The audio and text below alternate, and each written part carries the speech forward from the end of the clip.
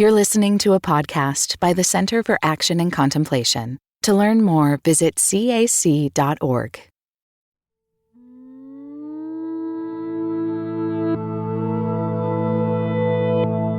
Chaos is a part of nature. Entropy is a part of the cosmos. And there is this idea that chaos functions in a way outside of any laws, that even chaos must bow down to the laws of the cosmos. And it is our responsibility. You may not be able to control the chaos, but you can harness and learn the laws to be able to navigate the chaos.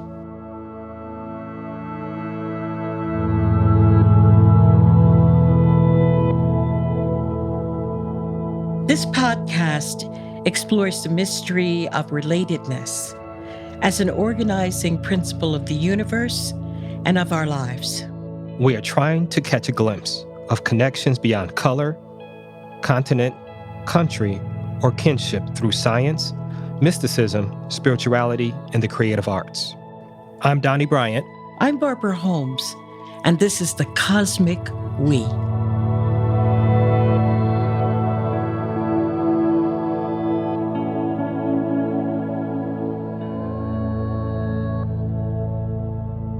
Listeners, we have a treat for you today. We have the Reverend Dr. Otis Moss III, a native of Cleveland, Ohio. Dr. Moss is an honors graduate of Morehouse College. He earned a Master of Divinity from Yale Divinity School and a Doctor of Ministry degree from Chicago Theological Seminary. He's the author of Blue Note Preaching in a Post-Soul World, Finding Hope in an Age of Despair, published in 2015, and most recently, Dancing in the Dark, Spiritual Lessons for Thriving in Turbulent Times. Dr. Moss is part of a new generation of ministers committed to preaching a prophetic message of love and justice, which he believes are inseparable companions that form the foundation of the gospel of Jesus Christ. Welcome, Dr. Moss. Do you mind if I called you Pastor Moss? Whatever you choose is fine with me, Dr. Barbara Holmes. I'm a part of the fan club of the Barbara Holmes fan club. I think I'm the secretary. It's a mutual society. I grew up in UCC, child in New Haven, Connecticut. So Trinity is and was the mothership for us growing up in New England. So what was it like taking over a flagship church like Trinity from the iconic pastor, Reverend Dr. Jeremiah Wright? It was an extraordinarily unique, powerful, beautiful, challenging experience. All of the above, every aspect of that. And so it was so many wonderful lessons and people who poured wisdom into myself and my wife and to my children and became prayer partners. I can't say enough about all of the unique aspects of making the transition to Chicago. Maybe my memory fails me, but you were assuming leadership at Trinity when the press was castigating Reverend Wright in an effort to derail the Obama presidency. Am I right about that? That's correct. That is correct. Actually, I took over. The story is, Dr. Wright had already retired, and I was working out at what was called Bally's then. I think it's LA Fitness now. They bought it out. And I was doing a warm down, and someone tapped me on the shoulder and said, "Hey, Rev." I was like, hey, man, how you doing? He said, and he pointed to the television and said, "Is that your church there?" And I looked up, and there was Sean Hannity just going in on Dr. Wright and on Trinity. And I said, I got to go. That's a good time to get out. Yeah, I had to leave. The workout was done, finished abruptly. And that was the beginning. That was the start of my ministry. I was serving as senior pastor. And during that time period, Dr. Wright was retired and was not present a good portion of that time. Part of the issue at the time was that the press had no idea what the Black church did. Nobody in America, except other Black folk, knew what Black people did in church on Sunday morning. And it's called prophetic preaching. What is prophetic preaching, Dr. Moss? Prophetic preaching is facing tragedy without falling into despair and being able to communicate the tragic nature of the human experience, but yet point to an eschatological hope. And the prophets were consistently doing that. They were calling out those who were in power and how they were treating those who were marginalized, who were poor, who were the visible, invisible people of Israel. And the Black church tradition has always had a wing, a remnant of prophetic preaching. Whether you are talking about the prophetic communication that comes from a Marion Wright Stewart and Ida B. Wells, or a Bishop Henry McNeil Turner, or Reverend Ransom, Frederick Douglass, I mean, the list goes on. That remnant. And then there was always a remnant that was more concerned with the personal and not necessarily the prophetic. And then there were those who were concerned with the personal, prophetic, and the pastoral. And Trinity, and Dr. Wright in particular, was one who, though is lifted up as prophetic, but was also deaf in his communication along the personal, the prophetic, and the pastoral. I was just telling Donny that your preaching styles are pretty similar. Dr. Donny and I met in Minneapolis because he was one of my pastors. And I love, the prophetic tuned in with the scholarship, tuned in with just calling you back to your culture and what's real about your life.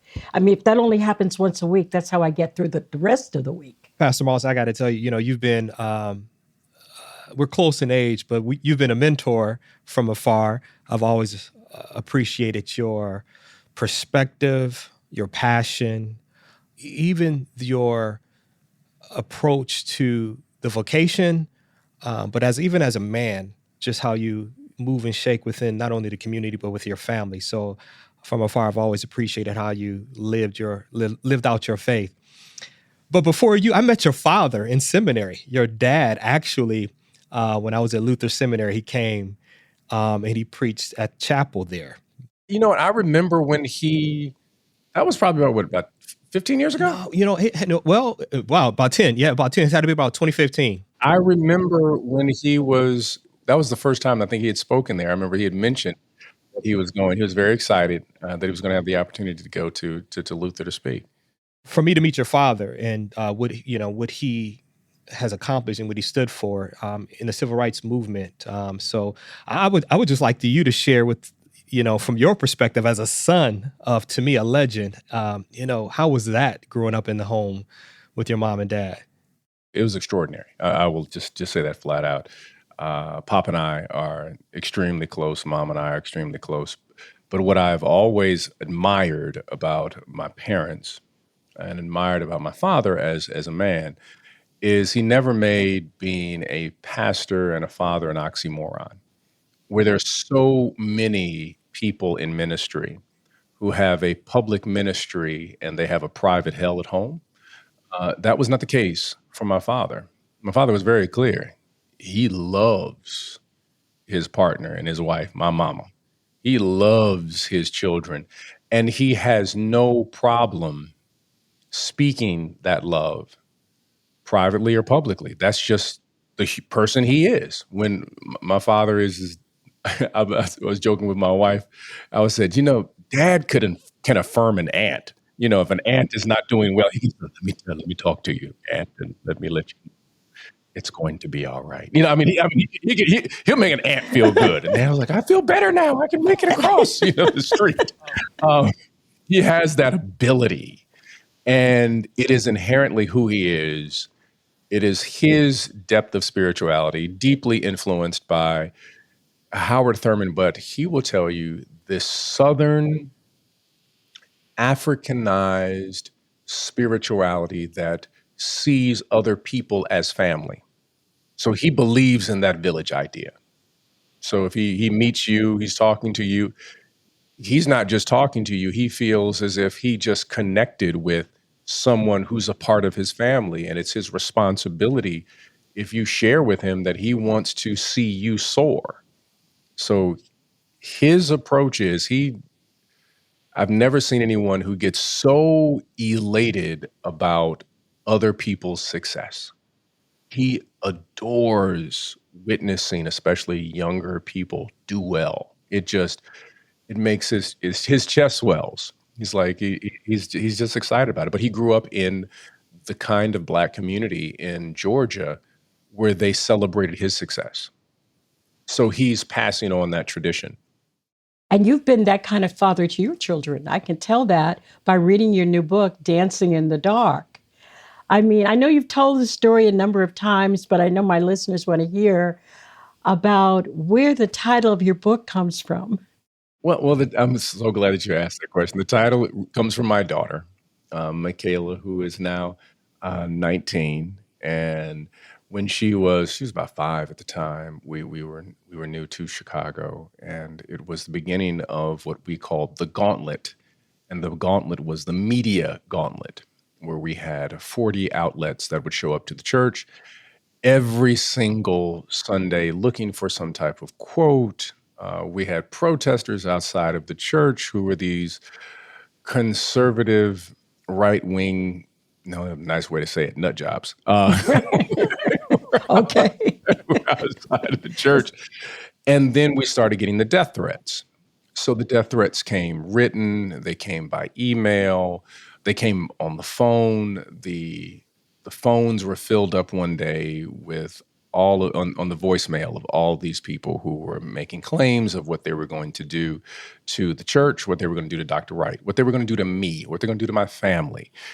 And it was in the midst of all of this where, my own spirit is struggling, trying to remain grounded in the midst of all this external noise, external hate, and hearing the sounds of people who essentially said, we're coming to get you.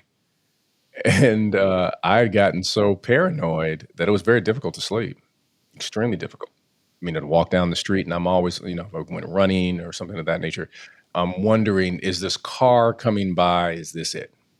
Is the person running toward me? Oh my gosh, is this it? I was consistently prepared to defend myself. And that is no way to live. We're trying to get some sleep. Heard some noise one evening. Monica heard it too, and she's like, "You need to go check that out."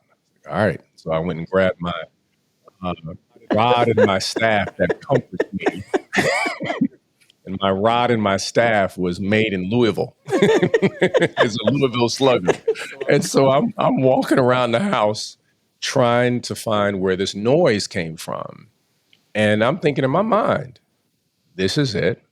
I will have to defend my family from someone who has been listening to this right-wing conspiracy theorist social media stuff that is proliferating about Trinity and about, at the time, Senator Obama, who becomes President Obama." And I hear the noise again, and the noise is coming from my daughter's room. And so I go into the room, and there's my daughter, and it's 2 a.m. or something like that. And she's dancing in the middle of her room saying, "Look, Daddy, I'm dancing." And it's 2 a.m. and I've got to go preach in a few hours at church. And I say, get that fatherly voice, "Baby, you need to go to bed right now." And she's like, "No, look, Daddy, I'm dancing." The pigtails are swinging around back and forth. And that's when, as I was about to say something again, that the Spirit was very clear, told me to pause and said, "Look at her. Your daughter is dancing in the darkness. The darkness is around her, but it is not in her." And that was the moment when I felt the Spirit speaking, and I went down and I changed my sermon that day. Went went into my study, scrapped everything, and started writing about that we are called as a people to dance in the darkness. And I wrote until the sun came up, and literally was writing until I got into the pulpit, and told the congregation that we have been called to dance in the darkness. And I said, dance, I say, dance in the darkness. And the beautiful thing about the darkness is not that the sun has ever left us, but the earth simply has turned away. And if you keep turning, eventually joy will come in the morning. Oh, please don't make me start shouting up in here. I got a lot of Pentecostal in me. I will run. And that was the origin of the book. And the book title was the lesson from a 5-year-old, from my daughter, teaching me in the midst of fear and anxiety and paranoia. A little 5-year-old girl in the middle of the night decided that she was going to dance in the darkness.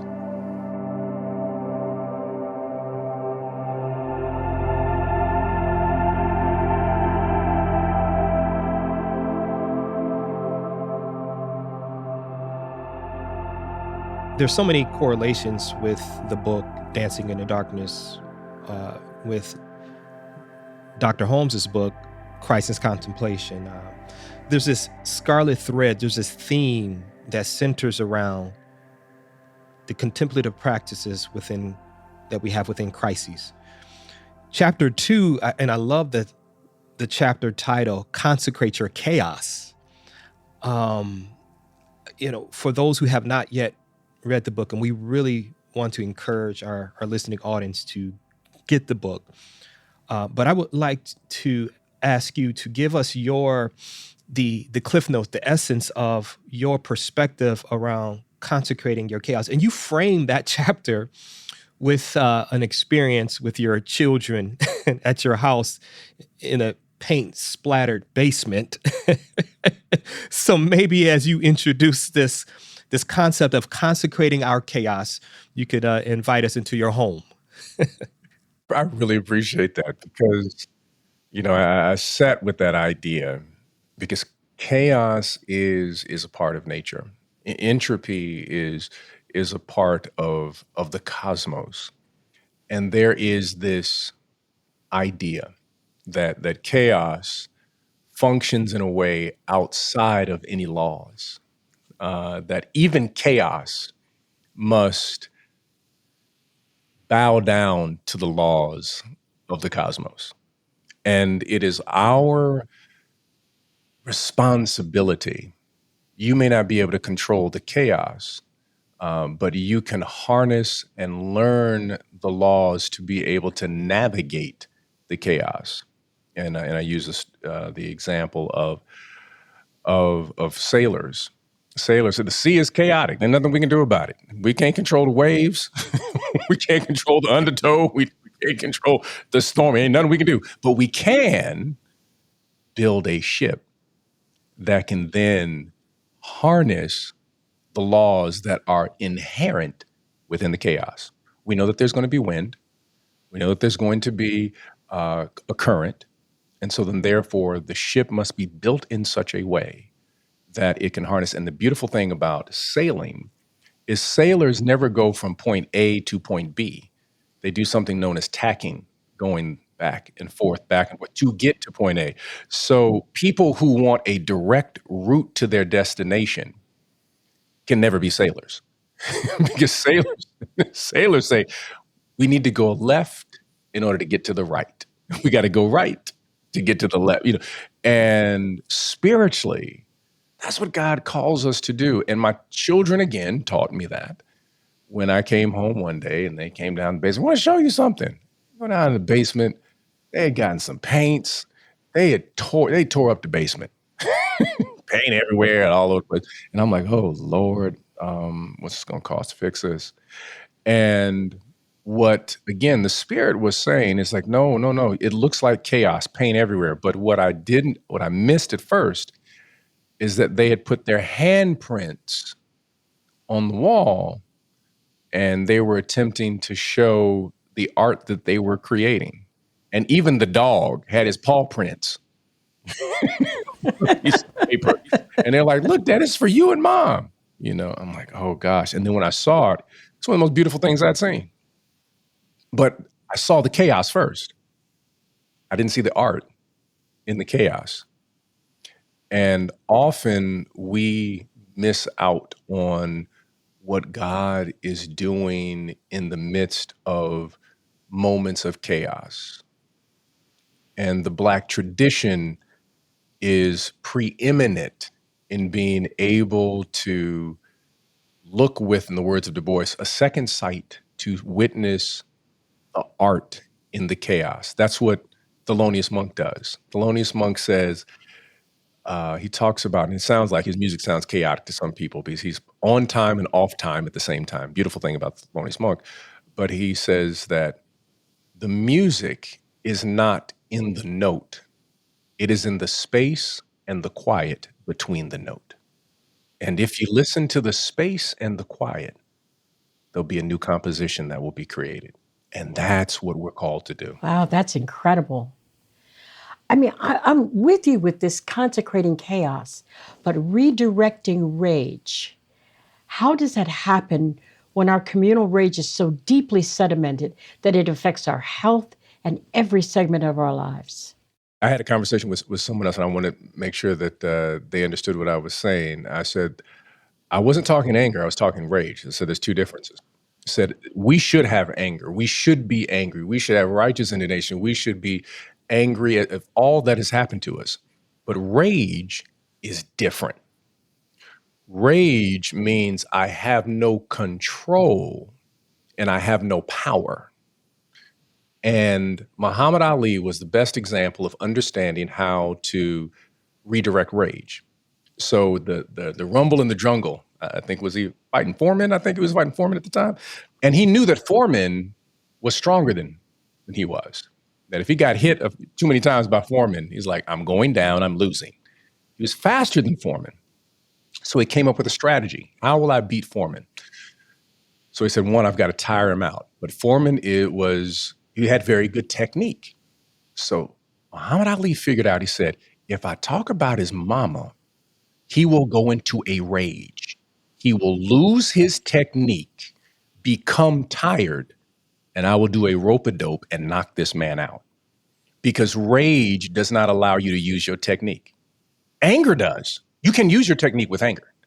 But rage says, I have to take over. You have no control. You have no direction whatsoever. And the colonizer wants Black people in a rage and is deeply disturbed and afraid of our anger. That's why the colonizer doesn't like to hear Malcolm, because of his anger, because it's controlled, it's directed, it has passion, and it has a strategy. Rage doesn't. Rage shoots indiscriminately at people who look just like you, because I can't get to the person who caused this, so I'm in a rage, so I'll just find somebody. And I love what Nipsey Hussle said when he said he realized when he was going, looking for somebody who did something to one of his crew. He said it dawned on him. He said, I passed by one brother. He said, I knew that brother he wasn't involved. He said, it dawned on me that I was looking for someone who looked like me. He said, at that moment, he said, I realized all that out of his Ethiopian Orthodox tradition that his daddy had been trying to tell him, that you are fearfully and wonderfully made. And the work that you're involved in now is not going to elevate your community. Wow. And so the contemplative approach, the ability to hold your anger without shifting into rage, is a way to survive, to be resilient spiritually. You see this rage, and not just with communities who are oppressed, but those who are part of the oppressing group. I mean, I was reading about the Westboro Baptist Church who came to to Trinity, and you gave them the Chronicles 2 1-2 punch. You sent the choir. You sent the choir out before the army. That's an amazing story. You had a choir confront them so that they would not be heard as your people were coming into church. That was an interesting experience bringing that one up. The Westboro Baptist Church, their primary focus is to provoke people because they understand their position as being white. They want to surround someone and say these horrific things because they want they want on camera a person of African descent striking someone white, and they know how that will play, and then they sue you. I mean, that's what they do. They sue you. So we got him on camera. We're not going to sue you. You assaulted us. And we had gotten word that we got to church and they said, Westboro Baptist Church. I was like, Westboro's on the south side of Chicago? I said, oh, Lord. It's a whole lot of stuff could jump off That's right. at this point. And so the choir was about to march in. We had a tradition where this choir would march in. And I stopped the choir before they marched in and asked them, I said, look, let me tell you all, we got these protesters out here, this Westboro. They're saying horrific things. They're going to say horrific things about you. They'll say horrific things about Dr. Wright, about your church, about President Obama. They got signs. But there's more of us than there are them. So what I need you to do, I need you to circle around, and I just need you to sing so they can't be heard saying what they're trying to say. And, we Chicago, our folks are like, come on, let's do this. That's right. I mean, it was hilarious because it was like some people who, they were younger, and then there were some people who were seen as like, oh, we ain't gonna let nobody roll up on our church like this. And so they roll out of church in their choir robes, and they surround these protesters. But what they did, which was so brilliant, and it was organic that it happened. I didn't put it in the book. So I'm trying to remember this, about 12 or so protesters. What the choir did is they broke off into smaller groups so that they isolated the protesters instead of surrounding them collectively.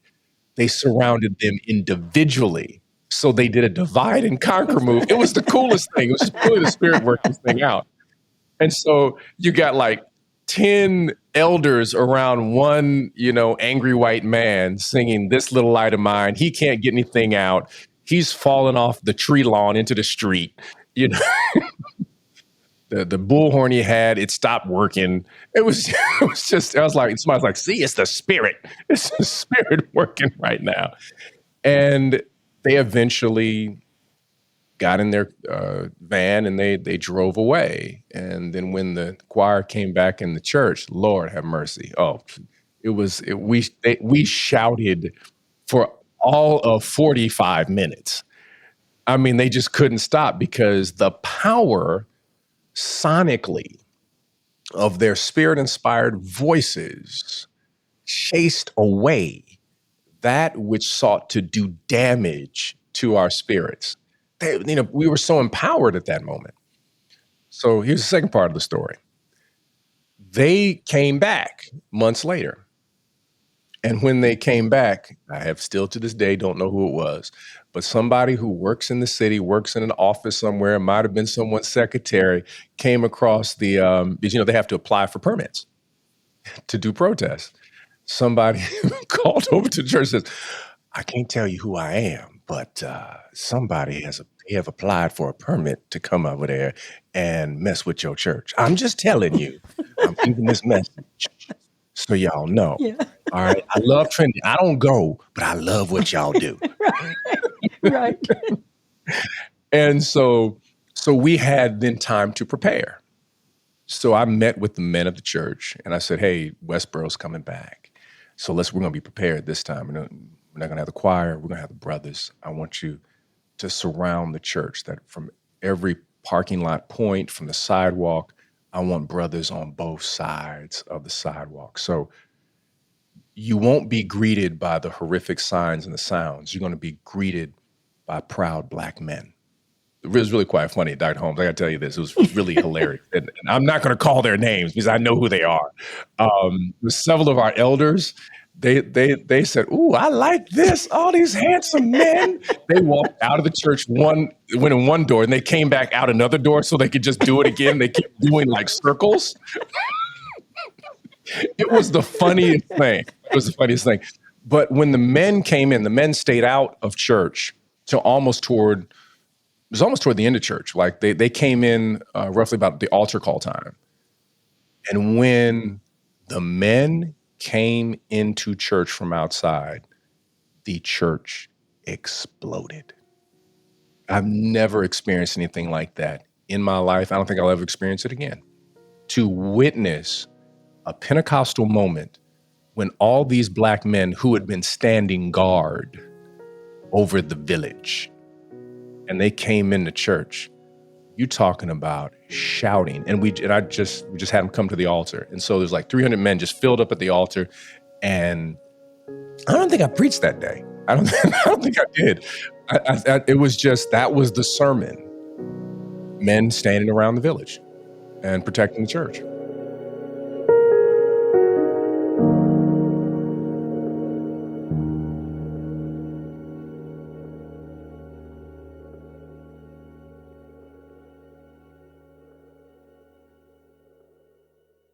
Many of us feel increasing anger at injustice, violence, and indifference in our world today. Join us March 14th for What Do I Do With My Anger? An online gathering featuring Richard Rohr and Brian McLaren. Learn ways of transforming anger into loving action. Inspired by Father Richard's new book, The Tears of Things. Register today at cac.org/anger. That's cac.org/ANGER. What does it mean to embody salt and light? In 2025, Richard Rohr's daily meditations turn to Jesus' timeless metaphor for reflecting love into the world. Amid this season of uncertainty, join us in living with trust, being salt and light. For 18 years, the daily meditations have inspired thousands of readers like you. Subscribe today at cac.org/saltlight2025. That's cac.org/SALTLIGHT2025.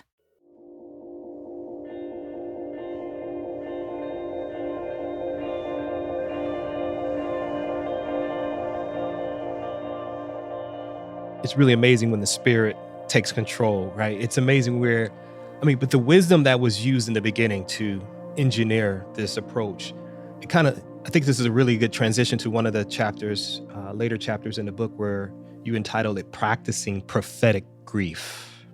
There's some wisdom in the practice, the plan, the strategy that was implemented there, but it is connected to a deeply rooted grief. It is connected to societal injustices, right? As you already alluded to earlier. You lead up this chapter with a quote from Gandhi where it says, "Forgiveness is a virtue of the brave." That could have went down a lot of different ways. I mean, the encounter, the engagement, right?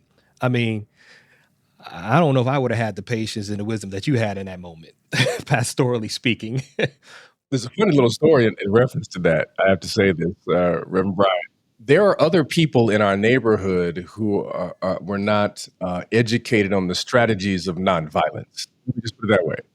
And it was very interesting that people in the community, they never step up to Trinity, never came into church or whatnot, but they were real clear. They said, these white folk are not going to terrorize our church.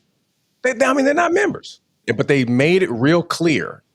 I just heard what happened in the street. They chased them out of the neighborhood because some of the brothers in the neighborhood is like, you're not gonna roll up over here and terrorize our church. We got something for you. And from my understanding, they moved rather quickly in their rented vehicle after we were done. There's a lot of wisdom. There's a lot of layers in the concept of practicing prophetic grief. Can you articulate a little bit more about just where you're going with this chapter? It is connected to a certain courage and a certain bravery, right? From the perspective of being able to practice this, but what do you mean when you say practice prophetic grief, and what do we take away from this principle, this lesson? Well, it begins with learning how to grieve in a very different way. My father says there is pathetic grief, grief that just sits in the moment and sees and views the world from the perspective of, I am only a victim. And then there is prophetic grief, just like the prophets who mourn, but say, we're about to change this thing. We've been damaged. We've been harmed. We in no way are going to sweep under the table or under the rug the harm that has happened. But we will build a better world. And it connects, and I really think that we need a different word than forgiveness, because forgiveness has been weaponized on so many levels, of asking Black people to forgive without any context work and all of this. And I use the situation at Emmanuel AME to talk about, we misinterpret when people say, I forgive. We assume it's forgive, forget, kumbaya, all of that. No, and what they're really saying is, I refuse to allow you to define and hold a place in my soul. I refuse to allow you, the thought of you, the act that you, to define me completely. And when you do restoration work, you find that that is the position that people move through when they talk about forgiveness. This is prophetic grief. I'm grieving, but it's also prophetic forgiveness. You got to take some responsibility, and there's got to be accountability. And even if you don't, I'm still not going to allow you to define who I am. I'm not sitting in this space every day.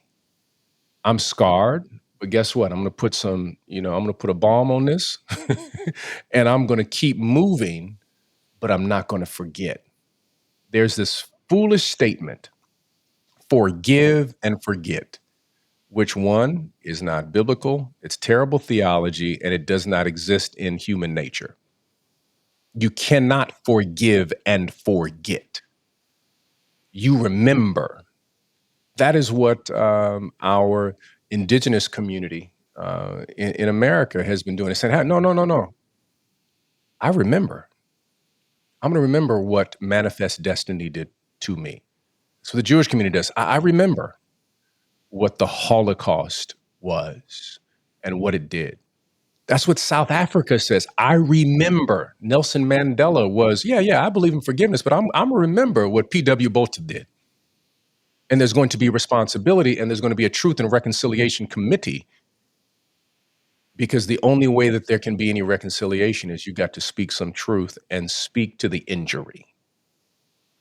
So the church and those who claim to be preachers must root forgiveness not in a westernized, weaponized forgiveness, but in a rich, biblical, Africanized idea of forgiveness that demands accountability. It demands restoration. It demands reparations. That kind of forgiveness. That's very powerful, because there is often confusion between what the martyred theologian Dietrich Bonhoeffer calls cheap grace and mercy. And when the family slain by Dylan Roof forgave him almost immediately after the incident, it was difficult to tell the difference because it came so quickly after the murders. Can you help us to just understand a little bit the difference between cheap grace and mercy? This idea of cheap grace that Bonhoeffer does so beautifully, that it requires nothing. There is no, to borrow from the writer, there is no pound of flesh that is connected to it. There are no scars. It's the grace that allows you to go to the plastic surgeon so no one can see your scars. But then there is the mercy that carries the scars. I'm reminded of, what's the gentleman's name out in California? I can't think of his name, but he works with people who've been street organizations and gang members, and they have a tattoo removal program for people who were involved in the life and were involved in injuring other people. And these tattoo removal programs, they can never fully remove the tattoo.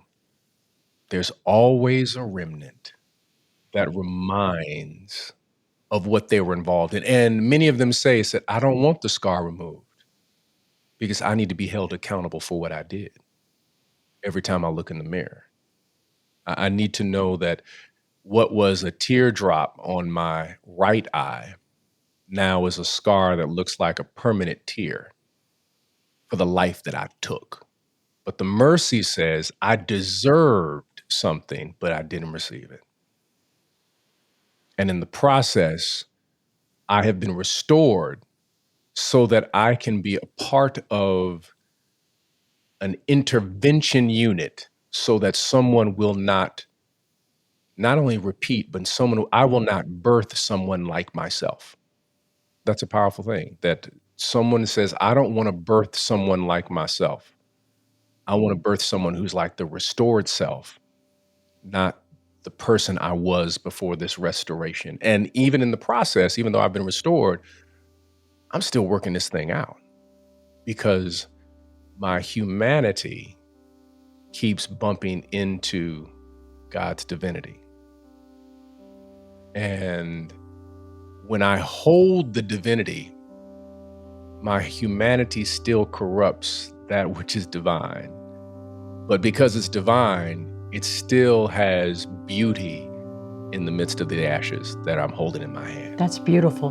That's just beautiful.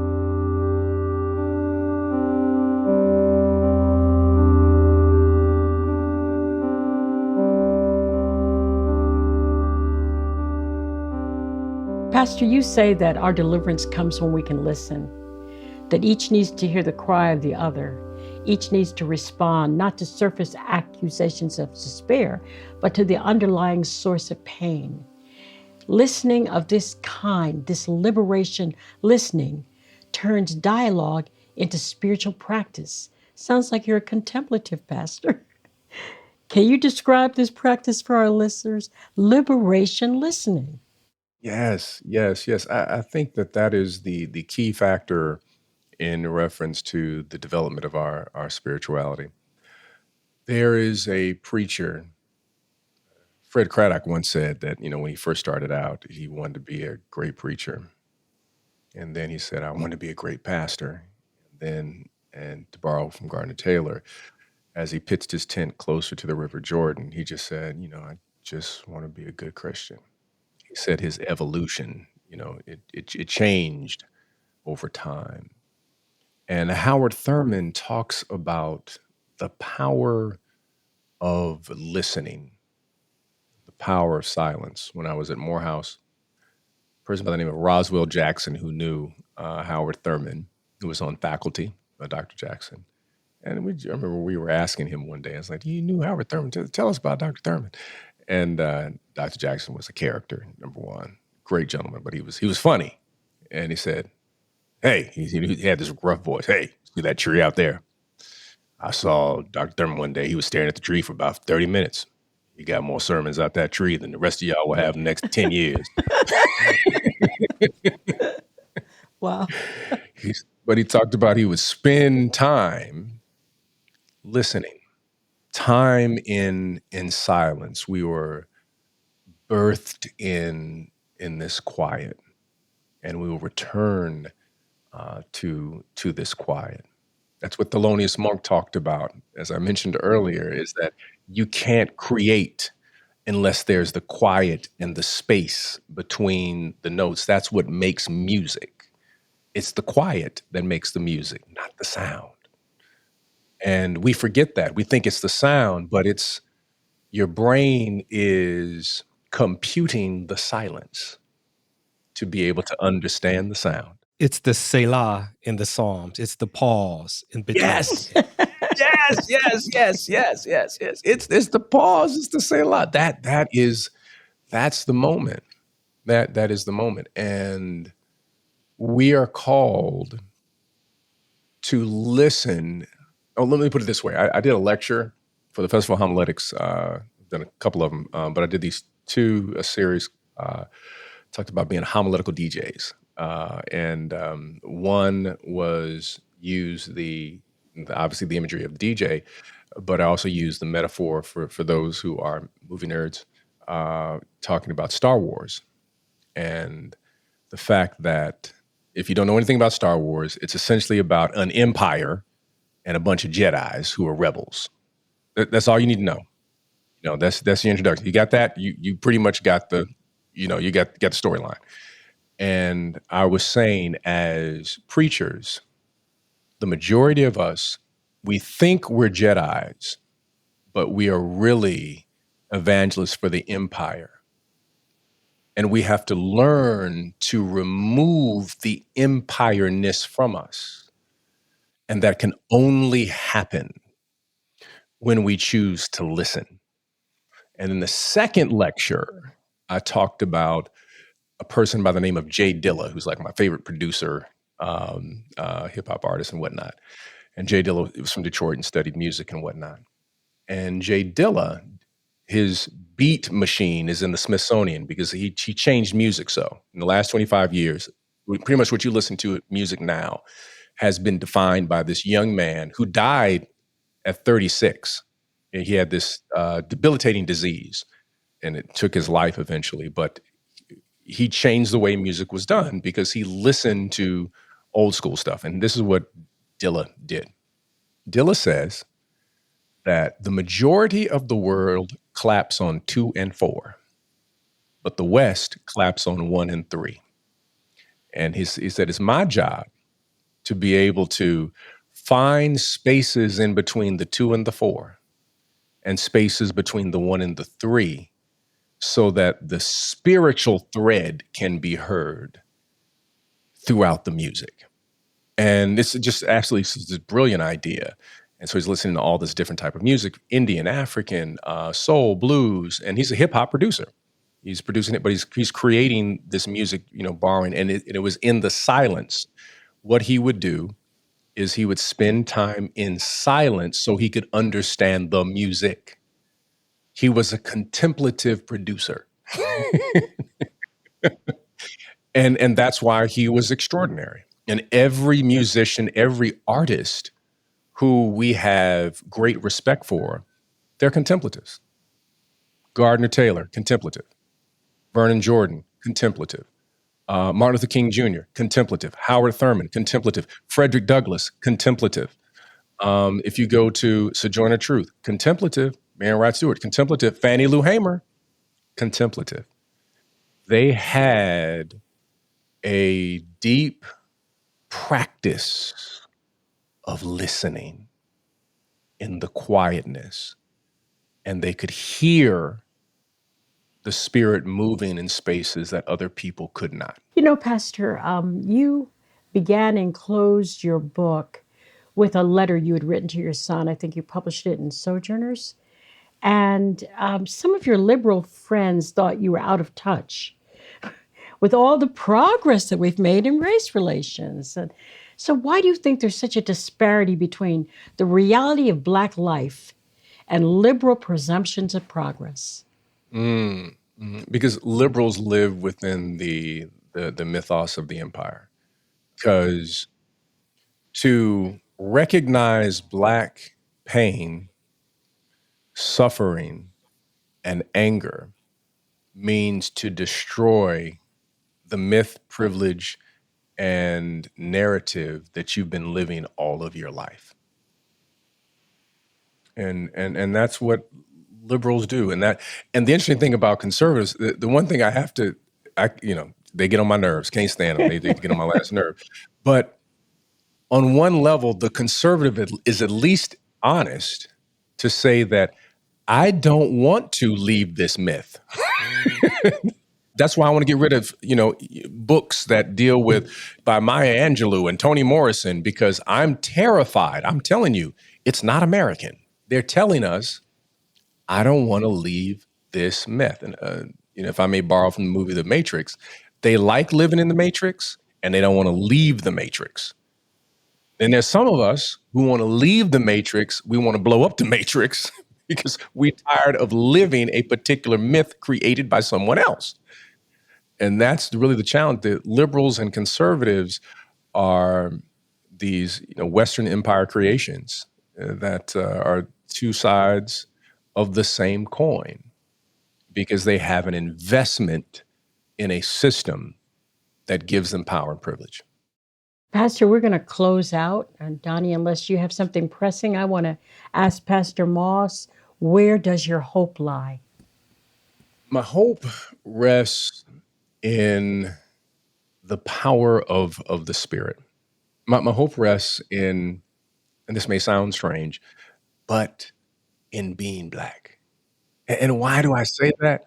Is because as I have delved more into our history, it has absolutely blown me away and causes me to shout what our people are able to do when not only were their backs against the wall, but they were considered to be not human and a little threat to the American project.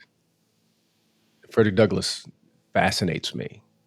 This self-taught person who becomes the greatest articulator in reference to abolition, who the story goes that Frederick Douglass used to have pieces of bread that he would give to some of the Irish children he played with in and around the Baltimore area and say, I'll give you some bread if you tell me what that word is.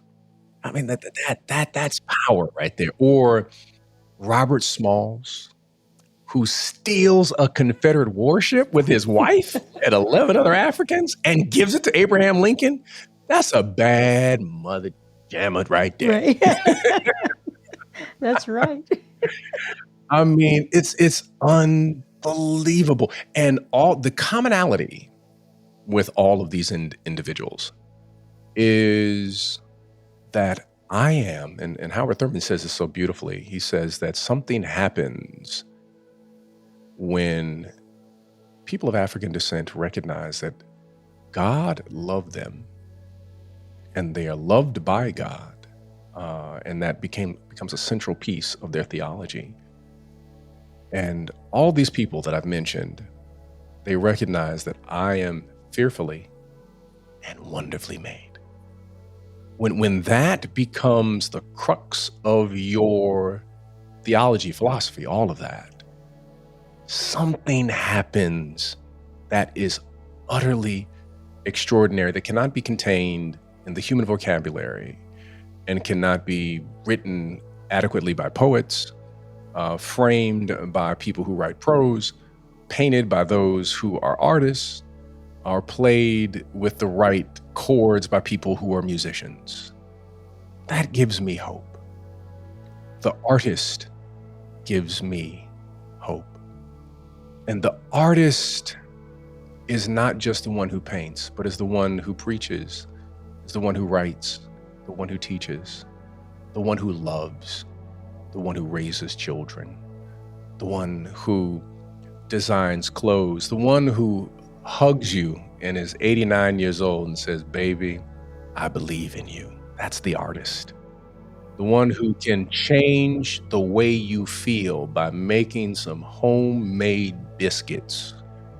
And when you smell it, all of a sudden your depression leaves and joy shows up. That's the artist. Black artistry is something that we need to study because it's connected to Black resilience and also to Black empowerment and thriving. We don't just survive. We have done things that we've learned how to thrive.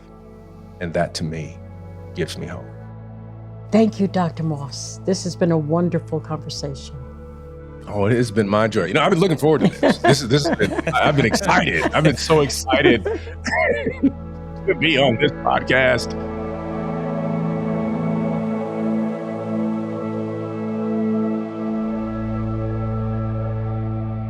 Thanks for listening to this episode. I'd like to leave you with a reflection from our conversation with Dr. Otis Moss III, affectionately known as OM3. One of the primary themes that came from our conversation is this theme of consecrating chaos. This theme is explored in Dr. Moss's book, Dancing in the Darkness, where he focuses on navigating challenges and finding meaning in seemingly chaotic situations. He uses the analogy of sailing to illustrate how we can learn to harness the inherent laws within chaos and build resilience. Two subtexts that come from this theme of consecrating chaos is inner grounding and finding joy. Dr. Moss emphasizes staying grounded in spirituality. He encourages us to find practices or routines that bring stability and inner peace amid life's difficulties. With finding joy, he encourages us to identify small day-to-day areas that spark joy and cultivate those sources of joy as anchors of resilience and strength. Going forward, when things feel chaotic, what practices or perspectives help you to find meaning and purpose? Consider journaling, spending time in nature, or even engage in creative expression as ways to process and transcend challenging experiences. Thanks for listening.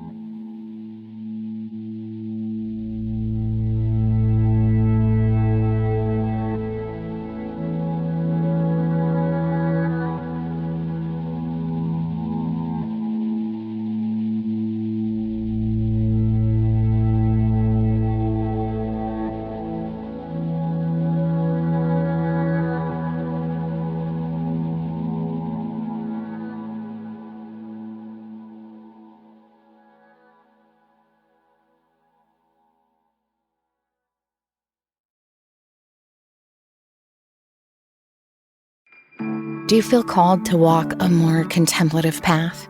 The Center for Action and Contemplation is an educational nonprofit supporting the journey of inner transformation.